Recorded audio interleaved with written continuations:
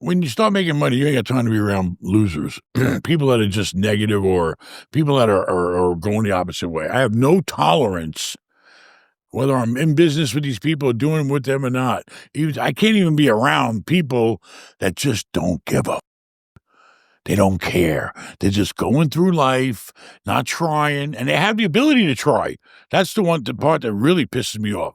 I've had people that worked for me that were smart. They had me to back them, and they still didn't do it. But they're worried about stupid shit like partying and chasing women or whatever, chasing men or whatever their priorities aren't in order. Their kids ain't living like they should. They just, I don't like being around people that they're going through life with just the bare necessities and not really trying, and they have the ability to try. If somebody doesn't have the ability and a nice person, I could tolerate them, like you. How do you balance staying financially secure while also enjoying life? Is it much of a calculation in your brain anymore? Like you budget a certain amount for certain things? I'm not a wasteful person.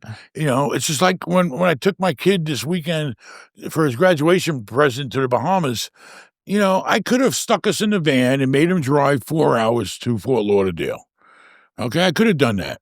And I would have saved whatever, few grand. $5,000, $2,500 there, because I had to send the plane back. You don't pay to keep it there and whatever. Anyway, I would have saved the $5,000 if I would have made him drive the van. And he would have done it, and he would have been happy, but you splurge. But, for me, $5,000, it's not going to make or break me. It made our life easier. It pressed him, impressed his friends, made us feel like they were special. And it was definitely, convenient. So, I don't waste money. I do things in moderation.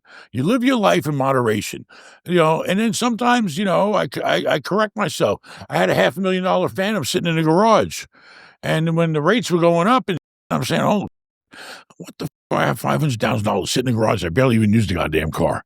All right. I went through the whole car phase, so I sold it. $500,000, sitting in the bank at that time is 5%, even in a money market account. That's a couple of grand a month. I don't know. I just like doing what's practical and logical. That's the way I try to live my life. Do I live in a $30 million house? Hopefully it's $30 million. I don't know. The market right now is going down. But in Florida, you get a weird sense of buyers. It's different when you have a high-end house in Florida. There's always people with money who want to come to Florida because if you homestead it, they can't take it away from you. The bank can, the IRS can, but nobody else can. Is there ever a price tag for you that's just doesn't make any sense or just out of your league where you just wouldn't even consider it? Like what? Could just be any. Like a boat? Sure. I mean, yeah, I would not go out. Like, I want to buy another boat. I'm selling mine right now. You need to buy my boat. You know that. I know you need those losses. So if I buy it low enough. That's not that. You keep mixing personal with taxes. No, I think you could charter it temporarily, and then it's now an investment. Depreciate it and then sell it to me at a substantial loss. You have to do that when you buy it, I think. You have to already be in a business. We'll talk about that later. You could transfer it to a Montana LLC for the purposes of chartering. Listen, you guys can come up with all you do this and do that and do this. I don't do all that shit. You know why? Because I sleep at night knowing the IRS will never f*** with me. They got nothing to f*** with me on. So I don't cross the line, or I don't even get close to the line when it has to do with taxes. I just play it clear cut. You know why? Because it's the tax system that made me who I was today. If it wasn't for the 1031, there is no possible way I would have grown to the level I've grown to. No way. The tax system that we have pushed me to never touch the money and roll it into the next deal and defer the tax. That forced me to grow. How much do you think you'd have if you couldn't utilize the 1031? I mean, I know right now, if I was to say I'm going to sell everything and just pay the tax bill, I probably owe about $50 million. It's fine. And I'm, it's definitely a possibility I consider sometimes, but I'm not going to do the whole 50. I'll 1031 some. I don't know. I may not sell. It's a combination of a lot of scenarios. You have to, when you're managing a portfolio and you're managing your wealth, it's a job. And you're constantly thinking about what's the right move to make. You got to do your homework. You got to sit down. You got to calculate. You got to calculate the tax ramifications on it. You got to calculate the appreciation, recapture depreciation, cash flow. There's a lot of things you have to consider before you decide to buy or sell a property. What do you say to the people who want to get rid of the 1031 exchange? They're absolutely out of their crazy mind, because the 1031 is what capitalism is all about. All right? It pushes you to grow. Okay? It's making you want to do more. Do you know, by 1031 and enforcing me, or not forcing me, but pushing me to buy more materials I'm buying, more jobs I'm creating, more everything. It's just growth. Okay? And that's how a person can grow on a personal level. It's a ticket to growth.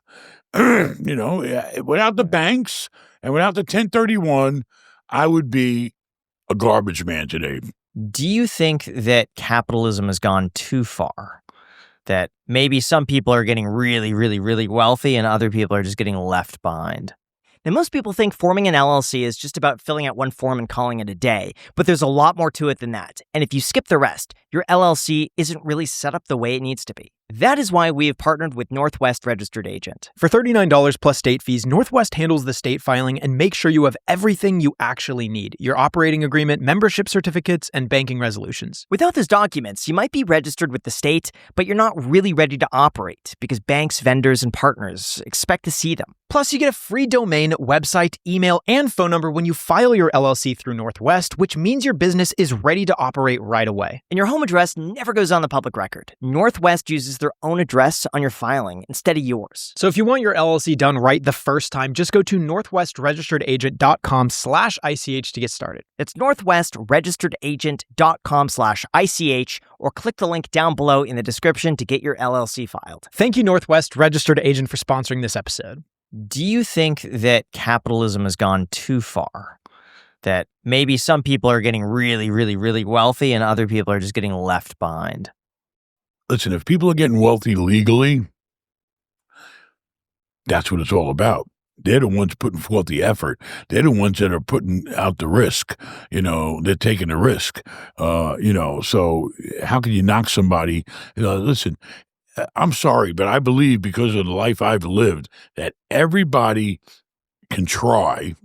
They may not succeed as well as I did, but they can better their life. Okay? When you can go out and anybody can take one course and one test for what, a few $100 and get a license, and then get a loan from FHA and only have to put 0.5% down because your license, or 3.5%. You could go out and buy a fourplex for 3.5% down, right? Mm-hmm. I mean, we have these types of tools in our country that, enable you to get ahead, and you should take advantage of them. Now, what about the theory that wealth inequality, as it grows to a certain point, can't sustain itself, and you do get just a demise of the entire country when it becomes so unsustainable between the rich and poor? That overall countries do better when it's a little closer It's always together. been rich and poor. So now more people are rich?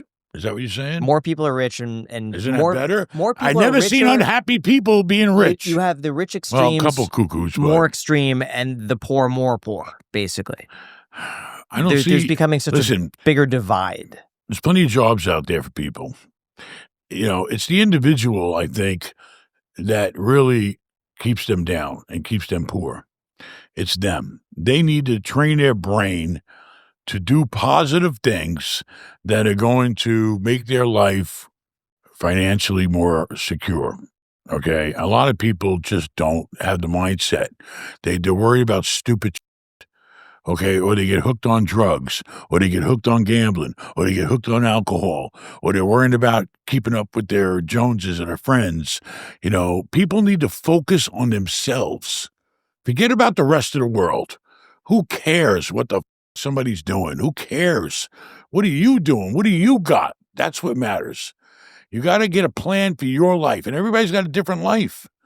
I never went one day to high school, okay? Mm-hmm. But I always knew that if an opportunity came my way, I'm going to take it. And that's what I did. I just kept taking opportunities and maybe going a little further than the average person wanted to go. So what's holding so many people back? Mentality. And what's causing that mentality, do you think? I mean, I don't know. I mean, could it be they're spending too much time worried about, Instagrams and all this online now? I don't know. But a lot of people online making money. So there's two stories, there's two sides to everything. It's the individual.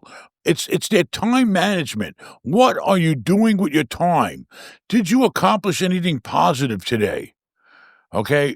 Let me tell you something. I'll get depressed and pissed at myself if a whole day goes by and I feel like I didn't do enough that I could have or should have, or, I didn't do enough. Okay. I need to prove to myself, I wake up in the morning, I'm thinking about, okay, I got this deal in contract. Is there anything I need to do on that deal? Do I need to call a broker? I need to call a lawyer. Do I need to find out what's going on?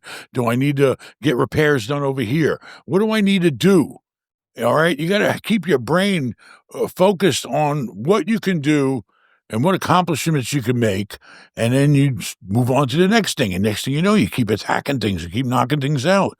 And next thing you know, then you look for more opportunities because you took care of the stuff you had to do. Where do you think lack of motivation comes from? Like all of those friends that you had when you were a kid and you were growing up poor, you're probably surrounded by a bunch of other people that were broke, and maybe they went in a different direction. Did you notice any strong distinctions? The problem with where I grew up was they had the ability. They had the intelligence even though they weren't educated. I grew up on the streets. But they just didn't know how to leave that world and apply the energy that they had and the talents that they had, from the street. They didn't know how to apply it in a legitimate way. If they would have taken the effort and been a little more patient and put it towards something positive and legal, then they all would have been multimillionaires.